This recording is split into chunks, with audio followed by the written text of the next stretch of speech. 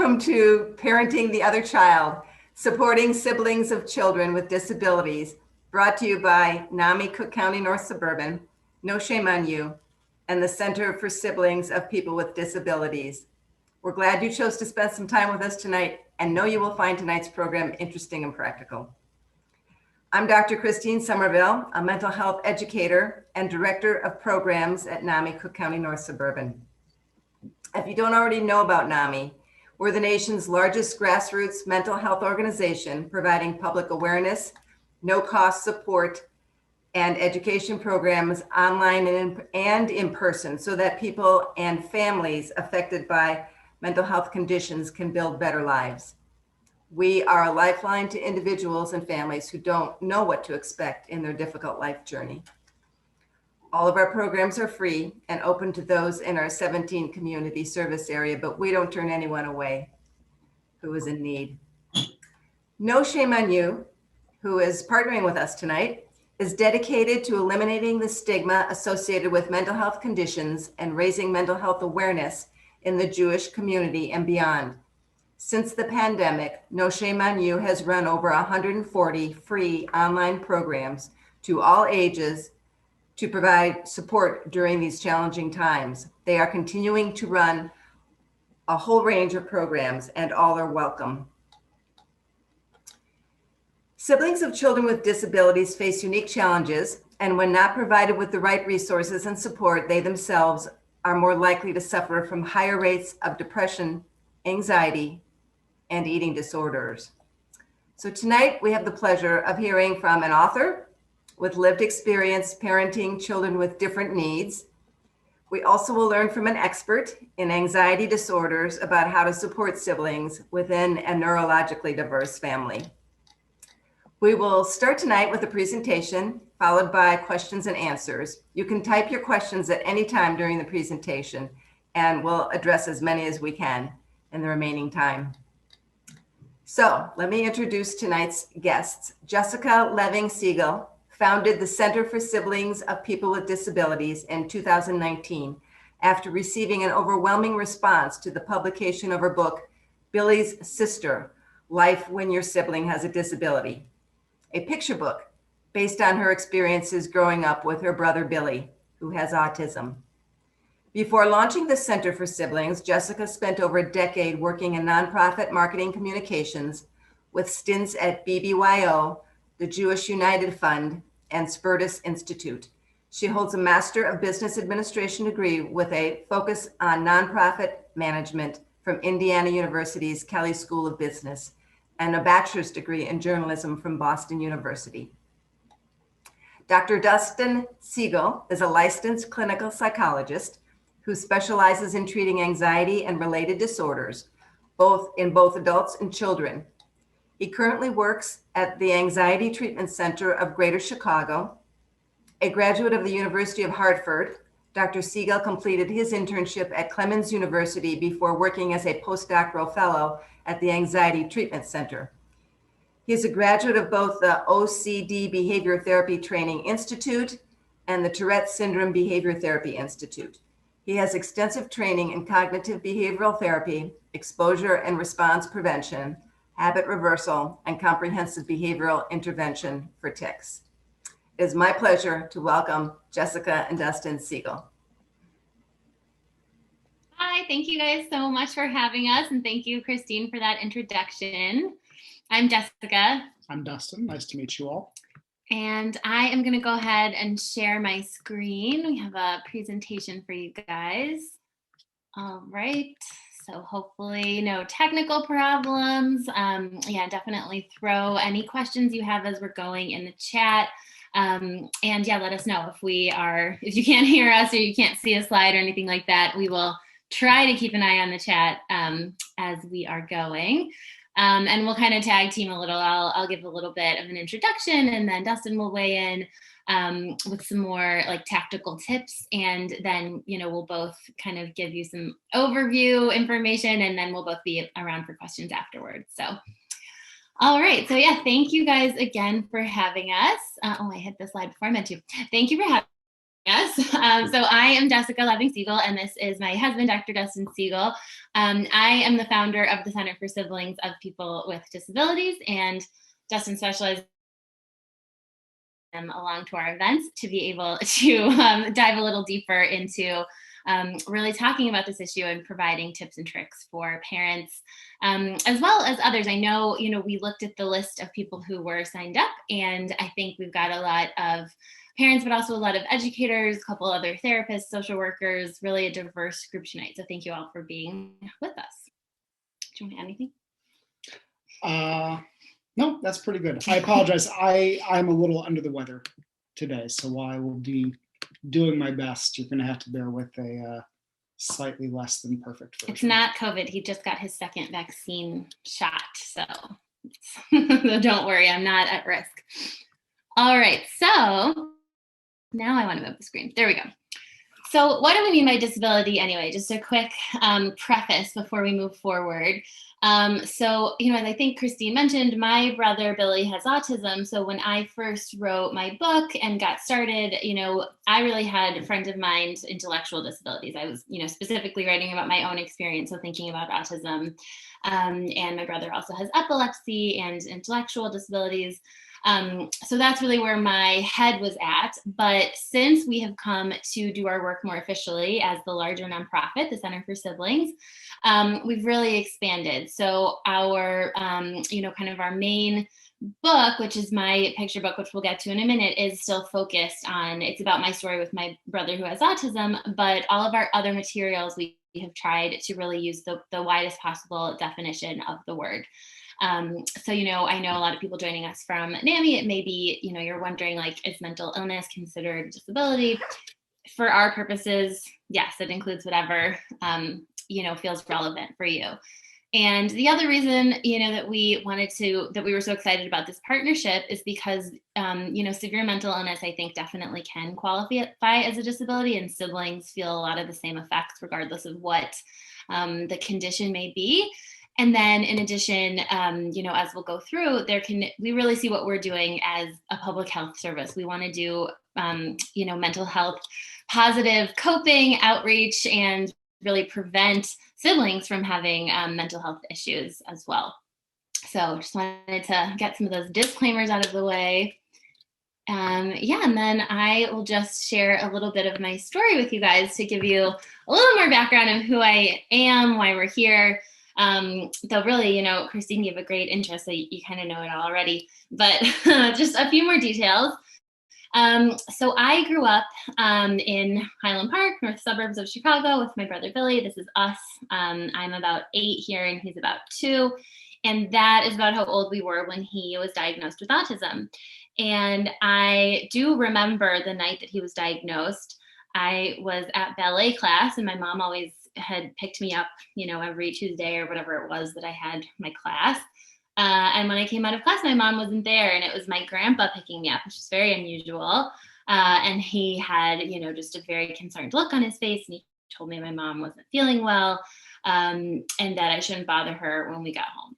And we got home, she was in her room with the door closed. I could hear her crying. It was very concerning. I was very upset. Nobody would really tell me what was going on. I was worried about my mom. And remember, of course, this was like 1996, something like that. So the resources for parents for dealing with an autism diagnosis were nowhere near what they are today. I think today she hopefully would have been met with a much more, supportive doctor, and maybe wouldn't have come home quite so distraught. But this, this was the case. And I think different, no matter what, parents deal with things in different ways. It took a really long time before things, brightened up a little in our house, before anyone would explain to me what was happening.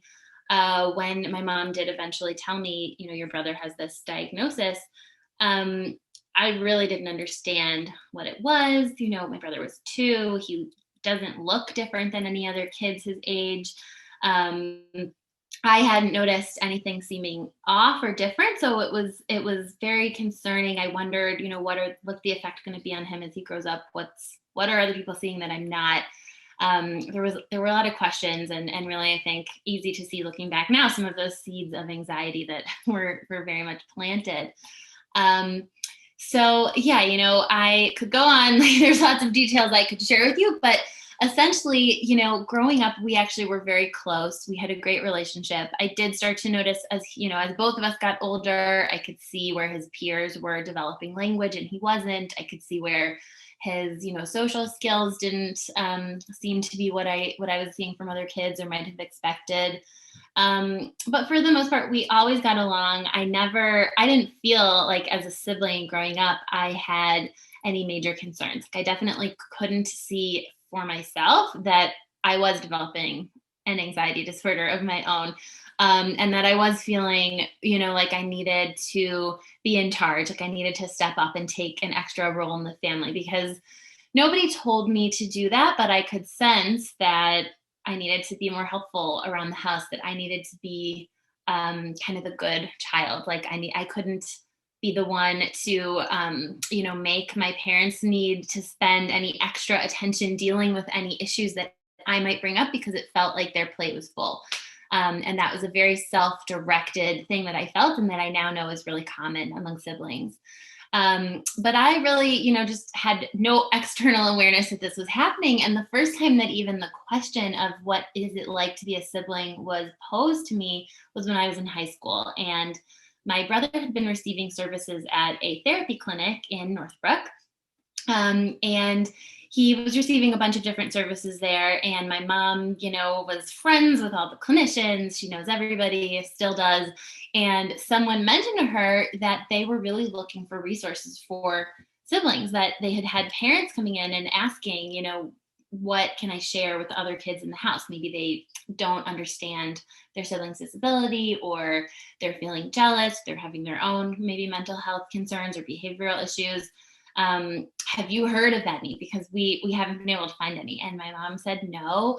But they knew that she had this other daughter who I was older, and I had always loved writing, was very involved in the community. And they asked if, and actually, I still think it was her idea. I have to clarify this point with her now that I'm telling this story all the time. She probably suggested it to them, but she claims that they asked if I would just write something, like put together a little project, maybe like, a picture of us in a little essay or something that talked about my experience that they could use at their clinic to share with other kids.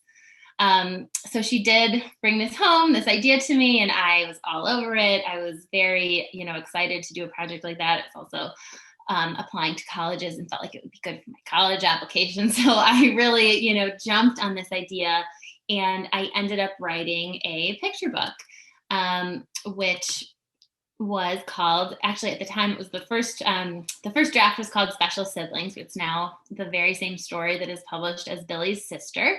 And this was really just, my experience in a couple of vignettes of different experiences we had. It was influenced by talking to some of the social workers at the clinic about what types of scenarios would be helpful to share. So talk about maybe being jealous of, your sibling getting all of the attention, or maybe feeling like sometimes I'm mad at him, but I'm not allowed to say that I'm mad at my brother, because who could be mad at their brother that has autism? That seems unfair. And sitting and really talking to the social workers about what should go in the book was a very cool experience for me, because I had never even talked about any of this before. And it really helped draw out of me, yeah, that definitely happened all the time. I was definitely jealous. I definitely felt like I'm not allowed to be angry. I definitely felt embarrassed or awkward sometimes when friends would come over. I hadn't, externalized those feelings, but being able to really have this opportunity to be told, it'll really help other kids if you share this, was really life-changing for me. So I partnered with a friend who did the illustrations. We put this book together. It really stayed a very small scale project for a lot of years, but a couple of years ago, we were able to get it published in a bigger way, jazzed up the covers, tweaked some of the language because the terms change. It's actually funny because when I first wrote it, I said my brother is autistic, but then it shifted. You're supposed to use person-centered language, and now it's back. The terms are always changing, but we tried to bring it up to speed. And so I have a marketing background. I didn't end up pursuing a career having anything to do with this. We just had this book that was floating around with my family and a couple of local clinics while I went away to college and then pursued my career. But a few years ago, wanted to make it more widely available because I saw that there was still nothing for siblings. So we were able to get this up on Amazon, and with my marketing background, I started spreading the word, just trying to, get more people having access to this book to help more siblings. And the response, I just absolutely didn't see coming. It was huge. We just got so many emails and calls now that this was on the internet, because remember when I first published it didn't really have legs. It couldn't, we didn't have the computer the way that we do now. It didn't spread beyond my little community. So once this really got out there, people were just asking for more. They wanted to know what other resources were out there for siblings. Were there other books? Are there books for older kids? Are there programs? Where can I send my kids? Where can I get tips? Where can I learn more? And I had absolutely no idea what to say to any of these people, because this had been like, my family project that I did this one time, that had been very personally life-changing for me. But I hadn't thought about how this could have an effect really in a kind of systemic way on connecting with other resources for siblings. But I was curious and I wanted to help people. And so many of the stories that were shared were so compelling, and I didn't want to leave anybody, empty-handed. So my next step was I ended up starting the Special Siblings podcast, which was really, so my background is marketing and also journalism. And I feel like when a journalist has questions, what do? You start making calls and interviewing people. So the podcast is really just a bunch of my phone calls to try and learn more about what's out there for siblings. I recorded the calls. I called therapists. I called some researchers. I just started Googling, what's out there for siblings of people with disabilities. I did find that there are a couple of other organizations that are out there. I think actually a couple people mentioned in the signups for today that you are affiliated in one way or another with Sib Shops, which is an awesome organization. So I interviewed their founder, Don Meyer, who's an incredible person. And really the podcast was sort of my offering to everyone who had written to me to say, well, here's what else is out there, and here's what I can tell you about siblings and how to help your kids. Or how to help yourself. Because I also heard from a lot of adults who said, I know that you wrote a children's book and I'm 45, but I've never heard my story told. So honestly, I've never seen my feelings put, to a page like that. I've never seen myself represented. So the podcast is for parents as well as adult siblings, and really anyone interested in this topic. So the podcast ended up, spiraling. Things I had never intended for it to go this direction, but there was just so much interest and so much support. And I found that I was really interested and invested in this topic, and found it so rewarding to be hearing all this feedback of people that were being helped, as well as becoming so aware of the need. I was able to learn actually in one of my interviews what I sort of felt was like a pivotal turning point for me, and seeing that there's an issue here is this fact, right? Now when I'm on with Justin, I'm not allowed to say this because as a researcher, I have to be careful about my language, but it's not proven, but studies suggest, as any of you that are therapists or social workers in there may know, I always get told that I have to be clear about that. But so siblings of people with, and the data is about intellectual disabilities, but we assume that it may be similar for other kinds of disabilities, that siblings suffer from significantly higher rates of anxiety, depression, and eating disorders as compared to the general population. So the research people are doing on siblings is very preliminary, but this just jumped out at me as, oh my gosh, like, to me, this is a public health crisis and nobody's doing anything about it. And it resonates to me because I'm in all these Facebook groups for siblings now, and I have this big community, and we all are anxious. Like so many siblings, adult siblings, have depression, have had eating disorders. It's, I'm not a researcher or a scientist, but when I heard this, I was like, yeah, that checks out. That sounds right. So what can I do to help? And so that's how I ended up creating the Center for Siblings. We officially incorporated as a 501c3 nonprofit just this past May of 2020. So we're a very young nonprofit, but we've been moving right along and getting a lot done. And I'll go a little bit more into in a minute what we do at our center and what some of our goals are. But just to really sum up some of the learnings that I got during the podcast, in addition to just, that this work needs to be done, what really came through was that some of the best things you can do for siblings of all ages is to just help them feel seen and appreciated. Like just by having this picture book that I created, kids, adults, people of all ages suddenly felt so validated that just getting to see their experience represented, the first two really go together, really makes a difference for people who feel like they've been unseen or they've been forgotten for a lot of their lives. And again, I know I always want to say, because I think we have a lot of parents on the call, like none of this is ever to blame parents. This is just a dynamic that we see with siblings, and a lot of it is self-driven from very well-intentioned siblings, and not something that's coming from parents, but the kids put it on themselves.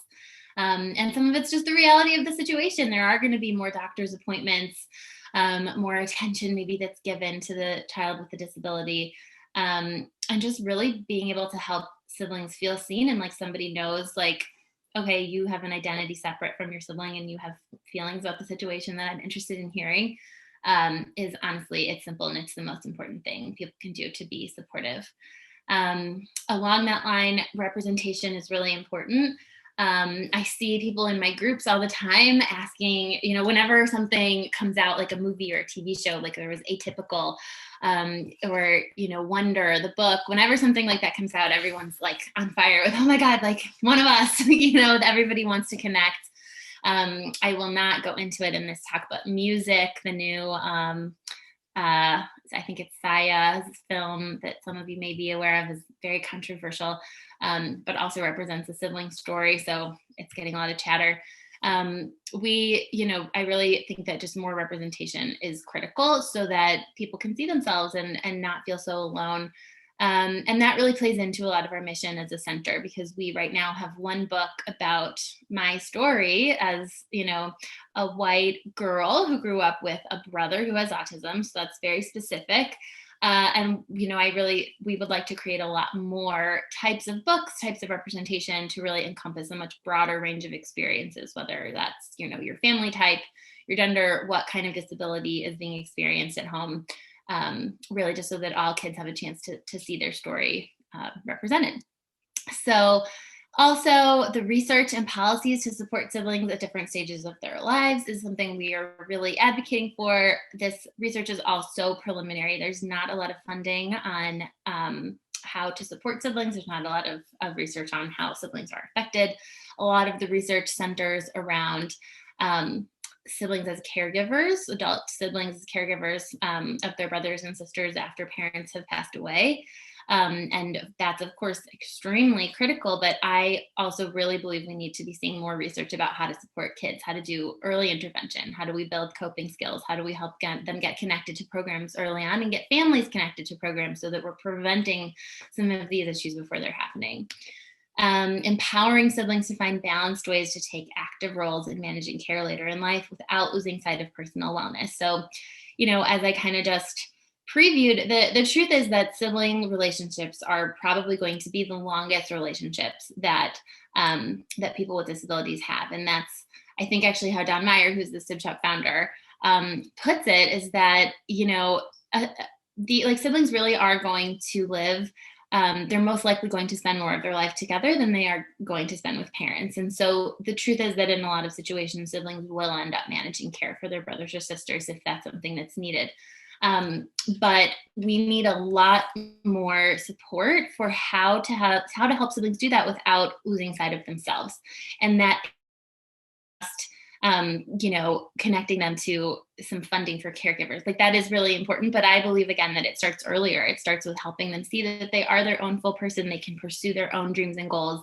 And if they feel like they're empowered to do that and can lovingly also, manage the care of their brother or sister later in life, it's going to be mutually beneficial, both for the person with a disability and for the sibling.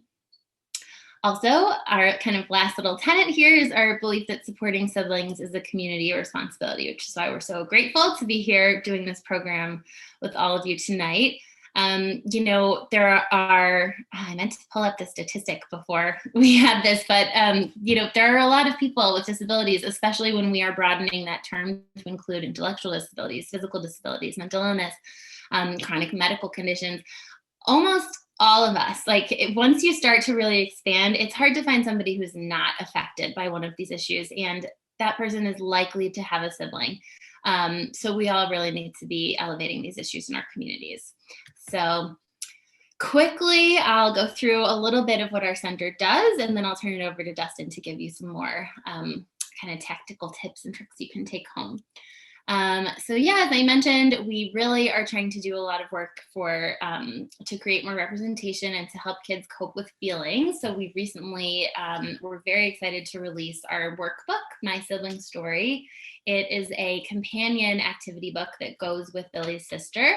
And I put just a little preview of some of the pages here. There are also several of them available to download for free on our website, which I'm sure is out, sent out to you somewhere, and we'll say it a bunch of times, but it's siblingcenter.org. And this really came out of so many parents saying, do you have like a discussion guide to go with the book, or asking for tips on, what to do after the book? Because the book can be read as just a bedtime story, and it serves that piece of being representation that, great, you see yourself represented in a story, awesome. But it also really can be a tool for starting conversations between kids and parents. It can be used in classrooms, it can be used with social workers. So we were really excited to launch that. It's available on Amazon as well.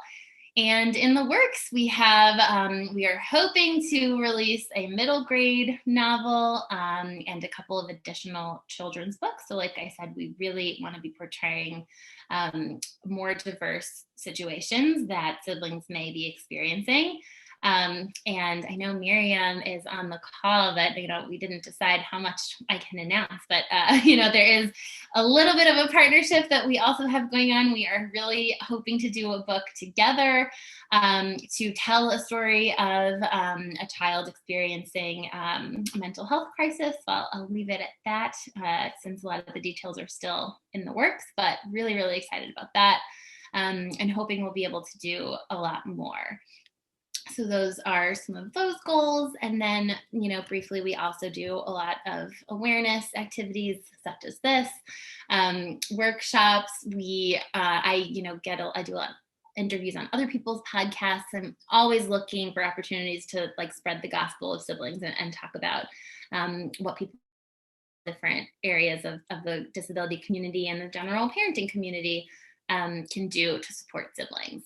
We also had a few in-person programs right before COVID started. We were just getting our bearings and then had to change on a dime, like a lot of people.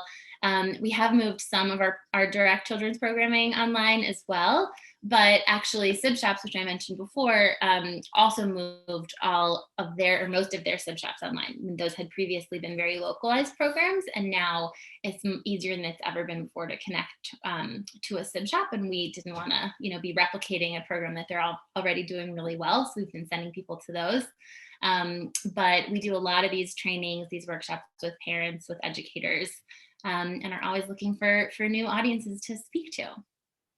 So that is us. I'm looking at the time. I think I went over my allotted intro. So I'm going to turn it over to Dustin, and hopefully, you'll find some really useful information. Hi, I'm Dr. Dustin Siegel. As has been mentioned, I'm a licensed clinical psychologist. I work currently at the Anxiety Treatment Center of Greater Chicago. This obviously is a picture of me when I was much younger. I was joking earlier, I was going to say this was a picture of me before the start of COVID, but that's not entirely true. So got hairier. I got hairier, I got less hairy, all sorts of things happened. So, with all the things that Jessica's talking about, what what can you, as either a parent or a sibling or a therapist or an educator, or I apologize if I haven't mentioned whatever role some of you may have, what can you actually do to kind of take some of this information and practically apply it? And there isn't like one set answer. I think, actually, I'm gonna move this over towards me a little bit more. There we go. There's not one set answer. There are, I think, a lot of answers on different things that become relevant. I work from a cognitive behavioral and exposure therapy and acceptance and commitment therapy, or ACT focus. And so there are certain things that I think tend to be useful, tend to be true. And this is whether we're talking about working with young kids or middle school age kids or adults. There are plenty of adults who I see who have not learned these skills growing up. I think that one of the things that has been most jarring as a therapist, something that to me always felt kind of obvious and natural, but obviously is not obvious and natural to everyone, is having language to talk about mental health, whether that's talking about our emotions or our thoughts or our internal experiences. And in my world, I talk about thoughts, feelings, and urges quite a lot. Within that context, you're going to see for all kids, for all people, a wide range of emotions. And as Jess alluded to earlier, there's some research by Avidan Malevsky out of University of Tel Aviv, maybe? It's Ariel University, but it is in Israel. Yeah. that says that this is a group of kids who have a higher rate of what are called internalizing disorders. So anxiety, depression, eating disorders being the most common. And we know that in treating anxiety disorders and treating mood disorders, particularly in kids, one of the first things that we do is we try to give them language to talk about their feelings. And that doesn't necessarily mean that you need to sit down with them with an emotion wheel, that you need to kind of like hammer it home for them. But we do want parents, eventually we want the siblings themselves, but we want everyone around them to be trying to give them the language to talk about these experiences. Practically speaking, for parents, this literally can mean turning to your kid and saying, it seems like you're feeling really upset right now, or it seems like you're feeling really angry or anxious. And maybe your kid's really good at hiding it, as is pretty typical with this population. And so you might look at them and think, oh, they're doing just fine. On the other hand, you could try putting yourself in their shoes and trying to figure out, how do I think most kids would feel here? And even if you're incorrect, the idea here is to start giving kids language, to start normalizing it, to start validating the idea that any emotion is fine. One of the things that Jessica talked about earlier is that there are certain emotions that a lot of parents don't want to think that one sibling is going to have about the other one. You don't want to think that one sibling is going to feel embarrassed of their sibling who's got, whatever problem. I sort of don't like using that word, but you don't want to think that they're going to be embarrassed. But you know what? Embarrassment is a natural, normal emotion. You don't want to think that they're going to be anxious, but there are plenty of things that are going to embarrass one sibling. I mean, how many of you as parents, when you were looking forward to becoming parents, wanted nothing more than to be able to embarrass your future children? And that's maybe a joke that's going to resonate with some of you, but the idea is that embarrassment, which I think is a big one that a lot of parents are not comfortable with, or anger or frustration, you want to think that, oh, my kid wouldn't feel that way about their siblings. And they might not feel that way all the time, but we don't want them to grow up believing that it's not okay to feel that way. One of the things that we know can happen is that a lot of parents, when kids start to express an emotion that mom or dad or some other caregiver doesn't like, we see a lot of parents who try to sort of shut that down. Oh, well, you shouldn't feel that way. I know what happened, in the grocery store earlier was a little unsettling, but don't be embarrassed about your sibling. Anytime I hear that, it's like nails in a chalkboard to me. We know that there's a rebound effect, that when you try to suppress an emotion, you try to not have a feeling, we know that tends to make it worse. And this is particularly true with anxiety for a whole other series of reasons I'm not going to get into right now. Because of that, because we know that when people try to suppress their emotions, not have their feelings, because they get worse, we also know that essentially, and this is just my phrase, that the most dangerous sentence in the English language is calm down. And if you don't believe me, the next time that you or your spouse, you and your spouse are in an argument, I want you to turn to them and deadly serious, look them in the eye and say, calm down. Nobody in the history of calm down has ever calmed down. And it's really obvious when you hear those exact words, but think about all the different ways that you might be accidentally, or that someone else might be accidentally giving that message to kids, whether it's, in response to something unpleasant that happens, maybe it's a tantrum at a grocery store, or in response to something frightening that happens, like a trip to an emergency room, or something that's, this massive bit of uncertainty, maybe someone's having a surgery, or is going into an inpatient hospital or intensive outpatient, whatever it might be, there's going to be emotions that come with that. And if the message that you are giving is don't have that feeling, you are going to be accidentally perpetuating the thing that you're trying to prevent. So that's part one. And I think that if you take anything away from it, really, if you take anything away from it, it's remove the phrase calm down from your vocabulary. But beyond that, trying to give kids language to talk about their feelings is just good mental health parenting advice. That said, that's not the only thing that you can do. So I'm going to be talking specifically about the SIB, meaning the sibling of the person who has the disability, and the literature it's off that person is referred to as the SIB. Taking time with them, time together. It's easy to say that they're important, and you may know that they're important, and you may believe that they know that they're important, but you have to show it. And that doesn't mean that it has to be equal, because odds are for a lot of you, it's not going to be equal. It shouldn't be equal. Life isn't fair. That's an entirely valid and accurate way of looking at the world. But it doesn't mean that you get to just write it off and look at them and say, no, they're doing fine. They might look like they're doing fine. In fact, they might be fine. But they still need one-on-one time with you, with each parent, ideally. And it doesn't have to be all the time. But you want it to be about quality. That when it's time with them, it's time that is about them. It's not time to just talk about the sibling, it's time with them in particular. You want to check in, again, about their feelings, particularly if something, I'll just say, big happens. Big can mean, again, a trip to an emergency room. It can mean, throwing a plate. It can mean, grandma having a meltdown because grandma doesn't understand. No offense to any grandmothers in the room.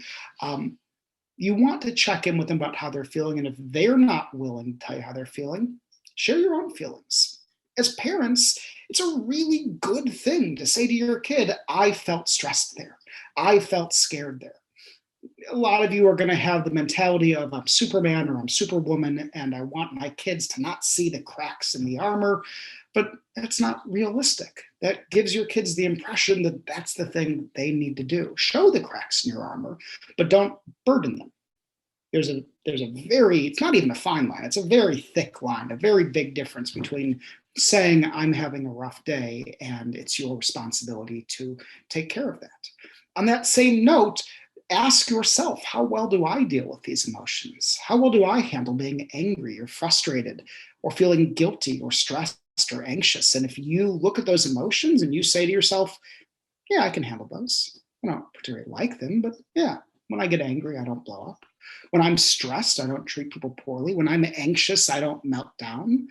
If you can look at those and say that you handle them great, then great. But if not, well, maybe it's time to start talking to or looking for your own therapist, because your kids are going to learn how to handle their emotions by watching you.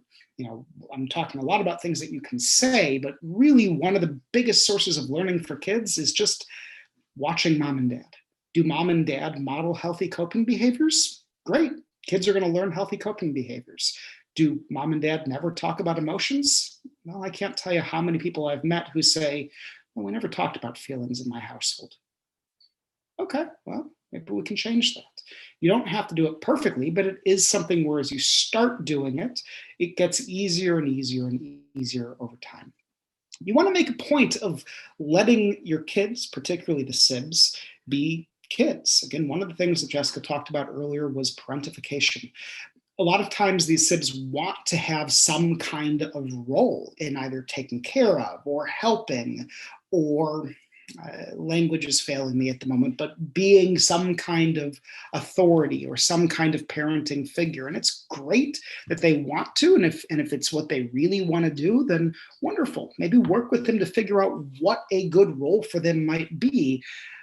But I'd be very careful about leaning too hard on a, say, teenage sib to take their sibling to all their doctor's appointments. It has to happen sometimes. And sometimes you need one of the sibs to step up. It doesn't mean don't ever do it.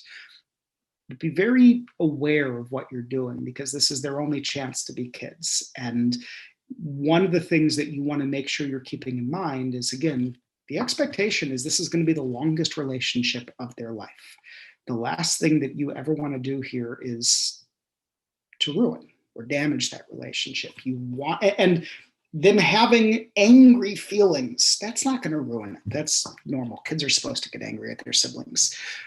But if you take away their opportunity to be a child, well, that might not always be in the best interest of anyone in the future. Make a point of, figuring out for your sib what are their hobbies, what are their friends, what are their interests, and find opportunities to show them, not just tell them, but show them that you're aware of these things and that you care about and hold these things as being important. How are we doing on time? Doing okay-ish. I'm going to kind of cruise through some of the next few things. There's a lot to be said about what to watch out for in terms of paying attention to your kids' mental health issues. And what we have on this particular slide is really just scratching the surface of things to be aware of. But I think in my world, again, in a world where I work mostly with people with anxiety disorders, often very severe anxiety disorders, I would say watch for behavioral changes. Watch for people who start changing what they're doing. A kid who has always been acting out and suddenly is very passive is just as alarming to me as a kid who's always been very passive and suddenly starts acting out. I cannot overemphasize enough. If kids are talking about suicide or self-harm, please take it seriously. The message, the concept, the phrase that people use of, well, it's just a cry for attention, is problematic on so many levels that, again, remove the language, calm down from your vocabulary, but move the phrase also, it's just a cry for attention, because even if that were the case, why should that mean we take it less seriously? Way too much that could be said on this particular screen. So I ask your forgiveness as I quickly run through this. If you have kids, or if you yourself are having a hard time, talk to a therapist. There are tons of therapists. There's like 1,000 therapists in the greater Chicagoland area, maybe more. Really, there's a lot of us. And okay, it's COVID and pretty much all of us have wait lists right now, but get on a wait list if you need to. Get into, for you to see a therapist, get the SIB in to see a therapist. And maybe it's something that isn't a good fit. Oftentimes you have to go through 2, 3, 10 different therapists to find the right person, because different therapists specialize in different things. And the problem is that it's not that easy to find the person with the right specialty or the right fit. Obviously, all of you are listening to me talk right now and thinking, man, Dustin's probably like the world's greatest therapist. That is the right thing to be thinking, by the way.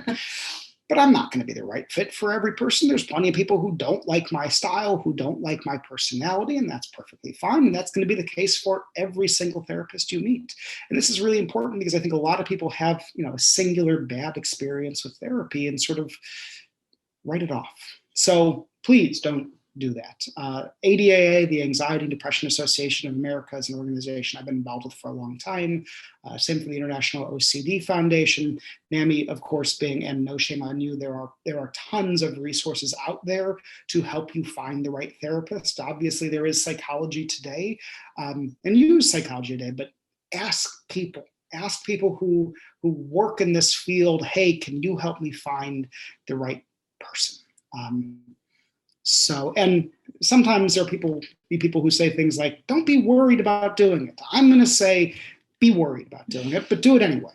It's okay to be worried. It's okay to be anxious. So that is the end of our presentation. I believe there are probably some questions. Yeah, I see the questions flying, but we haven't been able to read them all. So I'm going to stop sharing and come over here. So yeah, we have quite a few questions. I don't know if you can see them all or not, but I can certainly, field them for you. I think that would That'd be be great, easier yeah. if you could field them we're instead trying to of like us reading scroll it. through, yeah, see what we missed.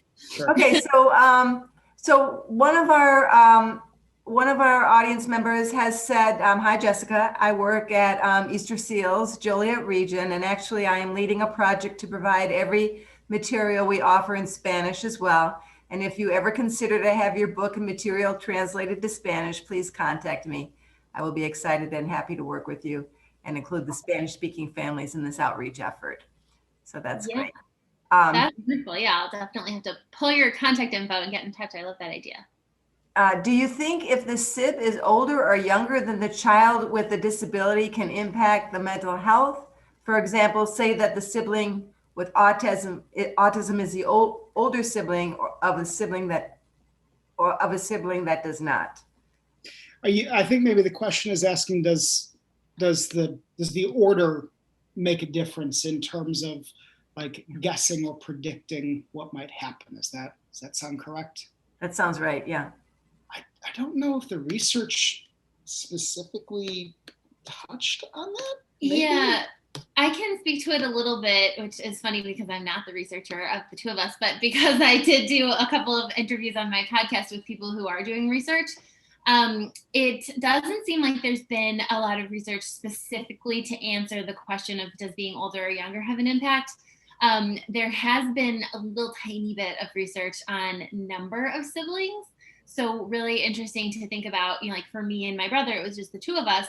How would it have been different if we had perhaps a third sibling, whether, that sibling was neurotypical or not? How might that have affected the dynamic?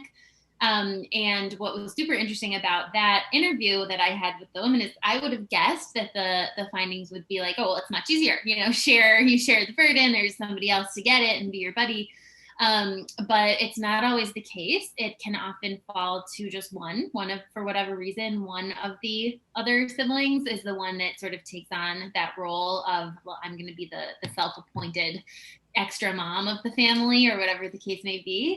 And another not surprising but upsetting finding of the research was that gender really matters, that when there are just two siblings, so there's only one sib in the family, if it's just the two of them, whether that sibling is male or female makes no difference. But if there are multiple siblings, it almost always falls to the girl, the female sibling. And the woman ends up being the one as an adult to be taking care of the sibling with the disability, while the male sibling goes off and has a different career. Although it was interesting, she mentioned there was one family where that was true. However, the brother had made a point of wanting to pursue a very lucrative career so that he could then fund his siblings' care throughout. And that was a very, thoughtful decision. So, we'll reserve judgment about individual families where that's the situation, but really interesting findings from that research. And the only thing I can say specifically about, whether it's older or younger is this actually just came up on another talk we were doing. I recently had the opportunity to guest write on a blog that it was just started by a 16-year-old. It is called, I can send the link out after, hopefully I won't mess it up. I believe the blog is called Big Little Sister. And she is a 16-year-old who is the younger sibling, but her older sibling has multiple different very severe disabilities that affect her. And so she writes about how she kind of feels like she's the big sister, even though she is technically the little sister. It's a fabulous blog. You should definitely, I'll check it out. And she's really an inspiration. I feel like I'm going to have to hire her someday to come work for us. But I think we see that a lot, that, the age starts to not matter as much as the development. Or, like in my case, I was 6 years older than my brother. So it felt very natural for me to take on a caregiving role, because before we even knew we had a diagnosis, it was like, oh, I get to push the baby in his stroller. I get to be like, it's just, how much more fun is this than playing with dolls? It can really be very normal and age appropriate, but then can there's a fine line again, and it can go too far. And when are you too much of the caregiver and not just, being an older sibling? Yeah. What ideas do you have to help siblings deal with anxiety? I think we heard some of that already. Again, definitely talk about it. So speaking as a therapist here, one of the things for me that's super helpful when I meet someone for the first time, I'll give you two different examples here. Person one comes in, they say, well, I got a lot of anxiety, or hey, my kid seems really anxious. Okay, tell me about your anxiety. What kind of things make you anxious? What kind of things is your kid anxious about? Oh, I don't know. It's just kind of always there. It doesn't really tell me a whole lot. I mean, some people have this kind of like low level hum of anxiety that's always there. And some people do not know the skill of understanding yet how to pay attention to their own internal experiences and to what makes them anxious. But get used to figuring out what kinds of things make my kid anxious. What do I think might be triggering it? You can be wrong, that's okay. But pay attention to what kinds of things affect it. And I will add one additional piece here, and this is potentially going a little bit too far in what I'm going to be saying, because it's a very complicated subject. But there is a ton of research over the last few years about treating anxious kids by working directly with the parents. And so one of the things that has come out of the literature is a program called SPACE, which is supportive parenting of anxious childhood emotions, I think is what that stands for. And in SPACE, which I just like being able to say it that way, you actually, as a therapist, you don't meet with the kid, you meet with mom and dad. And a lot of the work is figuring out what kinds of things are you doing to accidentally over accommodate the kid with anxiety. And this means, again, way more than I have time to go into at the moment, but the very short piece here is one of the best things that you can do as a parent with someone who is anxious, whether this is the identified sibling who's, maybe has like severe OCD or something, or their sib, is work on reducing the amount of over accommodation to try to keep the anxiety at bay. We know that with kids, with anybody, but particularly with kids, parents tend to give a lot of over accommodation to keep people from having to feel anxious. And again, that backfires, not for everybody, but for a lot of kids. We know, particularly if you've got a kid who you're trying to accommodate, you're coming in every single night and spending 30 minutes, with a flashlight looking in the closet and under the bed for the boogeyman, or they have to tell you, 15 times before you leave the house, mom, dad, I love you, please be safe, or everyone's got to wash their hands 36 times. This particular example made more sense pre-COVID. I would really challenge you to look at it as, is my kid asking for what seems to actually be an unreasonable amount to keep him or her from feeling anxious? And if so, one of the most important things is going to be reducing that amount of accommodation. Now, that is a ton of information. If it makes sense what I'm saying, then maybe listen to it. And if you feel confused about it, just forget that I said it, because I think I'm not doing enough justice to this particular concept. But help kids face the thing that makes them anxious. That's the very short version. Yeah, and I would add to that from my less clinical experience, I think just that honesty that we talked about from parents to kids, and especially in a sibling situation, if a kid is feeling anxious and asking you a question like, well, what's going to happen to Susie when she grows up? What if, and maybe it's even, like, will my brother ever get married? Or, they're just wondering. Kids ask questions.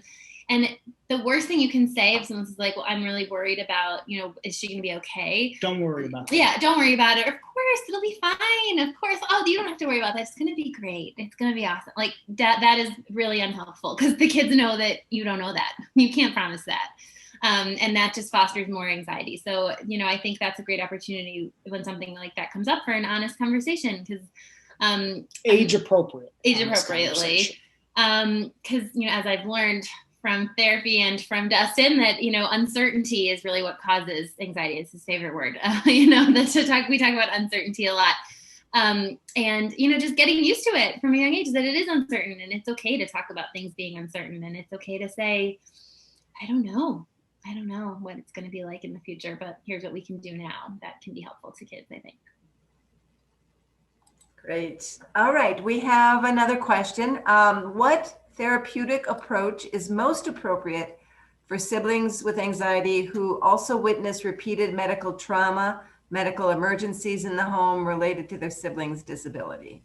So again, I am going to be very biased here because I do CBT, I do exposure therapy, and I do ACT. If you go into Psychology Today and you look up, a lot of therapists, you're going to see people who have like a laundry list of here are the 37 different approaches I do. If you look at my Psychology Today profile, there are like 5 things that I do. So take it with a grain of salt when I say that the definitive correct answer is CBT. Cognitive behavioral therapy, particularly when you're talking about anxiety, exposure therapy is the gold standard treatment for dealing with anxiety, regardless of what has caused it. When we talk about trauma in particular, there are a handful of different what are called empirically supported treatments for dealing with trauma, ranging from prolonged exposure therapy, cognitive processing therapy. There's some researchers, a lot of research on EMDR. I would suggest talking with a CBT therapist, of which, again, in the greater Chicagoland area, if there are like 1,000 therapists here, there's at least 100, if not several hundred people who practice CBT. And I would say find somebody who at least talks about exposure on the webpage. And you might look at that and say, how could exposure possibly work for me? I don't know how I could be exposed to this unless in a way that seems off. That's the job of the therapist. I mean, a good therapist is going to figure out how do we help you face the thing that scares you effectively. It is not the job of the patient coming or the client coming in to figure out in advance what is my treatment going to look like. So I'm going to say CBT, CBT, CBT. I'd like to follow it up with, I don't know if it's, if you can actually answer this here because it's probably a much more extensive conversation, but for people who aren't real familiar with CBT, could you just explain a little bit why you think that works well with this problem? Yeah. Particularly with anxiety or with, so anxiety is a behavioral problem, which again, for some of you, that's going to make a lot of sense. For others of you, it won't. But what we know with anxiety is that, particularly for anxiety disorders, let me actually back up and put one thing that I love to say in here, which is that no one is ever diagnosed with anxiety. Anxiety is a feeling. It is an emotion. It is a normal, natural part of human life. And what happens is that some people, people who have anxiety disorders, are so averse to feeling that particular emotion that they work really hard to make sure that they don't have to feel it. And the more that you try to keep an emotion from showing up, the worse that particular emotion tends to be. And it's not a particular problem if, say, you're afraid of sharks like me, or afraid of the open ocean like me, because I live in Chicago. This was a bigger issue when I lived in Los Angeles. And so avoidance of things, trying to not experience it or be around it, not an issue. I live in Chicago. But if the thing that is going to be triggering your anxiety is something that is going to show up frequently, whether it's something in the external world, like spiders, or something in your mind, like memories, or intrusive thoughts, which intrusive thoughts are a lot of fun. That's like my bread and butter. And if it's something that it's going to show up a lot, you need to learn how to face it effectively, because trying to escape and avoid it will only make the anxiety worse over time. And so cognitive behavioral therapy looks at the relationship between thoughts and feelings and behaviors, and it basically asks the question, which of these 3 do we have the most amount of control over? And traditional CBT, what was called cognitive therapy, spent a lot of time looking at thoughts. Let's challenge your thoughts, let's change your thoughts. But more modern focuses of CBT look at behaviors. Let's change the way that you do things. And so, practically speaking, this means exposure therapy. It means learning how to, in a very graduated, step-by-step way, like we go only as fast as the client is willing to go. Most of us. They're not going to throw a spider at you. That's what I assumed when I heard exposure therapy. I was like, oh, so you give everyone tarantula on their first. No, it's not what they do. Sounds like fun. But you learn how to face the thing that makes you uncomfortable. And the more that you do this, there's so much that's come out over the last few years that we're still refining the model in terms of understanding what is the thing that makes this work. Sometimes we have, historically we've talked about it as habituation, you get used to it, but now we talk about it and we're learning over from research for the last few years that you're essentially encoding new memories. You are developing new experiences that behaviorally change the way that you experience your emotion. I hope that answers your question. I'm trying to simultaneously do just a little bit of justice to it without making it sound bad and scary. Yeah, no, that's great. Okay, so another question. Is there ever a SIB shop or group for preschool age children? I always see them for elementary age and up. That's a good question. Yeah, so that is another reason that we are hoping that our center is going to be able to do some more programming, because we love SIB shops, and I always tell people to check for a SIB shop in your area first. But many of them start for ages 8 and up and don't do younger SIBs. So we have run programs for younger. Our book is geared towards ages 3 and up, so we really are trying to reach that younger age.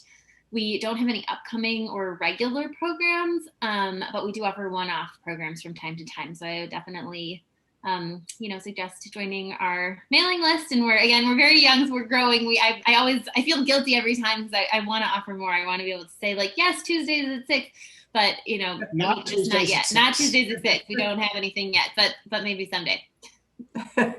Okay, so another a person in our audience has asked, is it okay to ask a 9-year-old to think through what is the worst that can happen? I mean, here's the best therapeutic answer I can give you. It depends. It depends on so much. I wish I could say yes or no to that question. There are some kids who that's going to be a really effective tool. There are some kids who that's going to turn into rumination.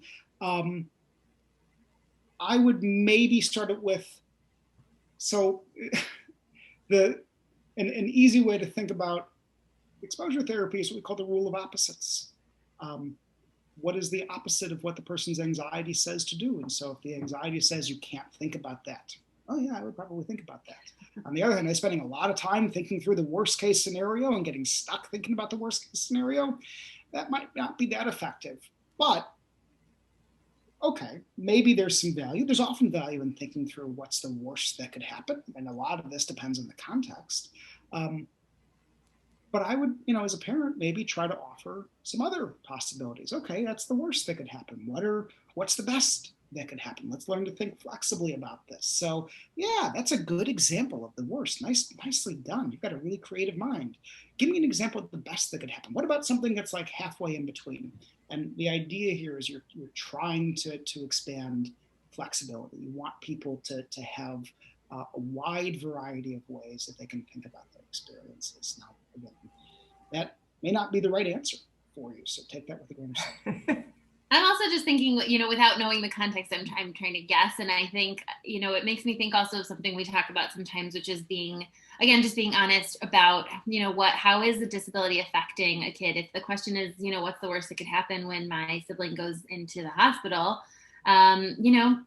again, age appropriate for a 9-year-old. I'm not the one qualified to say, but I think that you want to be honest, that you don't know, that it's scary. And if the reason that they're asking is because they're feeling scared about what's the worst that can happen, it's okay to feel that way. And we don't know. And, just again, that's a better answer. Yeah. That's a better answer. Yeah. The answer is, I don't know. Uncertainty is the root of anxiety. So, and obviously I'm talking about anxiety because that's what I do. I haven't, said a word about eating disorders, which is, really common in this population. I barely said anything about depression, really common in this population. He's free to talk, I don't have to pay him to come though. And he specializes in anxiety. So that's how you got anxiety. We'll have to do a part 2 about the other ones. We'll do a part 2. Yeah. So there's another question. Are there programs for 10 to 15-year-old siblings? Yeah, so SIB shops definitely serve that age group. So again, SIB shops, if you're not familiar with SIB shops, definitely Google it. And I'm realizing actually our slideshow should have had, we usually have a resource page, and it's not here because I think I was updating it and didn't finish. So maybe if we have all your emails, I can give Christine some links to share with everyone. But SIB shops, it's SIB shops, SHOPS.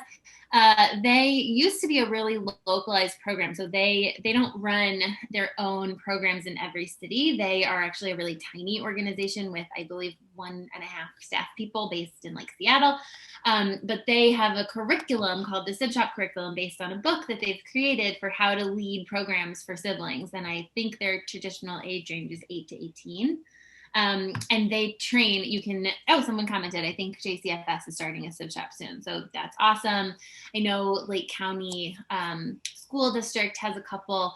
So you can buy the rights to the curriculum and you get trained in it. I'm a trained SIB shop facilitator. And, once someone is a trained facilitator, you can bring it back to whatever your home organization is. So it used to be a lot harder to find them depending where you were, but now there are so many of them online. So just Google it, go to their website, and they have a list of all the ones for different age groups and different locations. And I've been telling everyone, I think there are a bunch in Chicago. I think people are starting to post in the comments some various options. But if you live in like Northern Illinois and you think I'm in such a rural area, there's probably not one. There might be, or join the Wisconsin one. Like it's all online right now. So I say, why not? I'm so excited. I ordered Billy's sister and the workbook. I'm told my kid's therapist about it. Oh, yay. Thank you. Yeah, I'm obviously biased, but I'm really excited. I'm especially excited about the workbook. I was really, that was our big goal to launch, before our first official half year as a nonprofit ended. So we got that out right before the end of 2020, and we've heard really good feedback. So I hope everybody enjoys it. I have a question for you, Jessica. Yeah. How is Billy doing? He is good. Yeah, it's a great question. He still lives with my mom in Highland Park. He is in his mid-20s. Gosh, I have to do my own age minus 6. He's 25. And about that, did I get the math wrong? I don't know, mid-20s. And COVID has been tough, I think. Math is hard. Yeah, 27? I don't know. But pre-COVID, he actually was working 2 jobs. He was working at the Highland Park Rec Center as well as in Northwestern's alumni department. Had part-time jobs at each spot, and he loved it. He's unfortunately, those are both temporarily paused because of COVID, and it's a little harder for him to work remotely with the types of jobs he was doing. But luckily he loves video games and movies. And so he's been spending a lot of time sitting at home watching video games and movies. We texted him yesterday at like 3 p.m. Oh yeah, he was sleeping. He's pretty much apparently he's just become a night owl. He stays up all night, and watches movies and sleeps all day. So he's living the life there. And he lives with my mom. It is something that I've talked about a couple of times on the podcast, and I'm sure as I get older and we get older, our personal experience will shift, and I'll talk more about it in the center. But we have had open conversations. I do expect that I will be not so much his caregiver, because he is pretty independent, but managing his care in the future in one way or another. And I feel really lucky to have my mom is really proactive. We have a really open relationship, and she's got a lot of supports and services set up so that hopefully it'll be a smooth transition. But the other resource, the other group that I wanted to mention also, which I can send out to everyone, is the Sibling Leadership Network, which is, so really SIB Shops and the Sibling Leadership Network are like the only 2 other big organizations I'm aware of that exist for siblings. SIB Shops is the one we mentioned that does the great programs. The Sibling Leadership Network does a lot of work supporting adult siblings, which is another reason we, our podcast is geared towards them. I love talking to adult siblings. I'm in a lot of the groups, but like the Facebook group. They have a Facebook group. They have local, so they're in most major cities. They actually have a local chapter in Chicago, and they were doing in-person support groups pre-COVID, and now they're online as well. So they are really a great resource if anyone has older kids, or if you are an adult sibling yourself. They have peer support. They have links to, like we said, caregiving resources if you need help getting linked up with the program. They do a lot of advocacy, and they're really great as well. All right. I think we went through all of the questions. If anyone has any other questions, please go ahead and type them in. And while we're waiting, I want to thank both of you for what a great presentation. Oh, can we get the recording of the webinar? Yes. We will be posting that on our website, but we can send you a link also. Thank you so much for all of the information, all of the advice, your expertise. It sounds like great work that you're doing. It's really fabulous. I know that the parents that are with us and others have probably gained a lot of insight from all of this. So Thank you for having us. Yeah, thank you so much for Thank you great for strategies for our families. Yeah. Also, I'd like to just add before we go that these are especially difficult times, as we all know. And so I'm going to post the National Suicide Prevention number in the chat box. And it just suggests that you copy it in your phones or your notebooks. You never know when you might need to use it. So it's always good to have that there. So let me do this now. Yeah, and that's a good point. Actually, I think nobody asked about it, but there was a note on somebody's registration form about COVID. So yeah, I know we get asked sometimes, what can we do, especially during COVID? And it's a hard one to answer because everybody's having a tough time during COVID. And I think all the same things we've talked about still apply, but really do, access those online resources, connect where you can, find your community. Grow your beard out. Grow your beard out. Yeah. Thank you so much. Our next webinar is on mental health challenges during COVID-19. Good topic. Perfect. Go to that. Nice lead-in. That's why I was planted. That's why I said it. We talk about this a lot, lately, the last 9 months, maybe.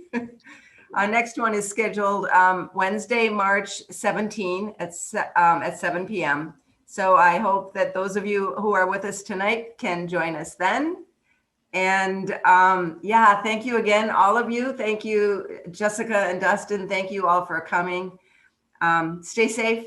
Take care of yourselves and each other. Thank you all for being here. And it's weird we can't see your faces. I hope you all enjoyed it and laughed at our jokes. So thank you all. that's the important things. And if you didn't laugh at the jokes, then just pretend that you did, please. See, like that. Perfect. There you go. She has to. She's the only one.